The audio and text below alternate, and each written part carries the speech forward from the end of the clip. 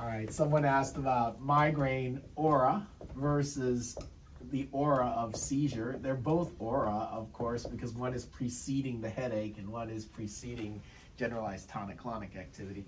So I assume what you mean is the visual aura. There are other types of aura in migraine, but the visual aura in migraine has a very specific flavor to it. It's, of course, bilateral because it's coming from your cortex. It's simultaneous, even if the patient thinks it's only one eye. It's a positive phenomenon in general, which means the patient sees something, not I see nothing. And normally it's a fortification scotoma, and a fortification scotoma means that it's a jagged line like this. And it's scintillating, which means it's got this flashing character to it, or colors inside of it.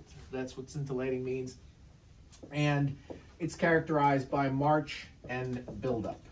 And so we normally just go to Google Image and we show them all the migraine auras. If they pick the jagged, shiny, colored line, it's bilateral, simultaneous, positive, fortification scotoma associated with march and buildup, which means it starts small and it gets bigger and bigger.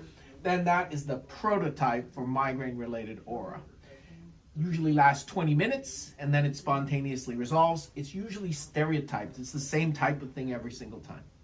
In contrast, the occipital seizure is usually little circles of color. And the geometric basis of that is not known, but probably the occipital ocular dominance columns and the off-on responses of the cells in the occipital cortex are responsible for generating that specific geometry as opposed to the spreading depression of Lau in the migraine-related aura. Like migraine, it's going to be bilateral, simultaneous, positive. It might be scintillating and have color, but usually the differences are it's not a fortification scotoma, it's geometric and often circles of colored lights. There's usually no march and buildup, it just starts.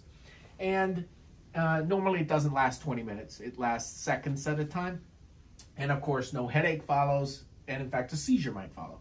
So differentiating migraine aura and seizure usually is based on the history alone. There's not going to be any exam findings. However, we're going to do a Humphrey visual field or some other perimetry here because if we see a homonymous hemianopsia, you have to image that. So normally we can tell the difference between migraine aura and seizure, but of course both of them have negative versions of this where it's non-fortified, it's non-scintillating, and it's not circles, and so you should have both in the differential diagnosis of any transient bilateral simultaneous visual phenomenon.